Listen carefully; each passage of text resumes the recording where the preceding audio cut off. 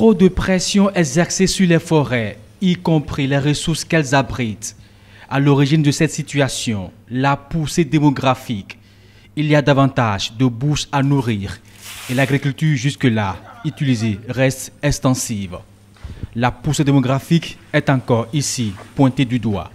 La pression exercée sur les ressources est appelée à augmenter dans les années à venir du fait des méga-tendances socio-économiques.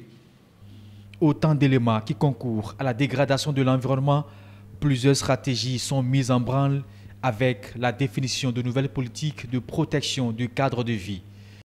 La spécificité aujourd'hui, c'est de voir concrètement l'orientation du chef de l'État et de pouvoir arrimer les différents projets que nous allons soumettre au FEM 7, de pouvoir l'arrimer donc au financement que nous allons obtenir à partir donc, de ce dialogue national qui a été organisé.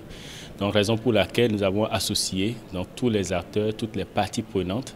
Et ensemble, nous allons réfléchir avec les agents d'exécution, c'est-à-dire le PNUD, la FAO, pour voir comment arrimer effectivement le PAG aujourd'hui avec les différentes stratégies, les axes définis donc, au niveau du PAG par rapport donc, au FEM 7. Le Fonds pour l'environnement mondial a vu l'effort fourni. Il vient à nouveau appuyer le Bénin.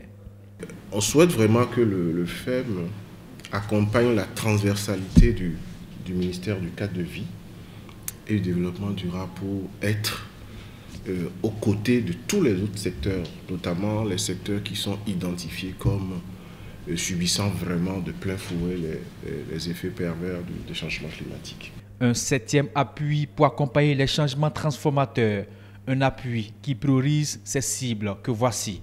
Le FEM 7, en plus des interventions dans les domaines traditionnels que sont la biodiversité, les changements climatiques, la dégradation des terres, les eaux internationales et les produits chimiques, propose de nouvelles orientations autour de programmes à impact portant sur les thématiques majeures que sont les systèmes alimentaires et l'usage des terres, les villes durables et la gestion durable des forêts. Ces nouvelles orientations appellent l'implication des collectivités locales, des organisations non gouvernementales travaillant dans le domaine de l'amélioration du cadre de vie et de protection des ressources naturelles. Et il est question pour nous en tant que société civile de participer à la définition des priorités afin que justement les besoins réels des communautés vulnérables, les questions fondamentales relatives donc à la sauvegarde de l'environnement, à la résilience au changement climatique, à la protection par exemple des zones humides, etc., soient réellement prises en compte.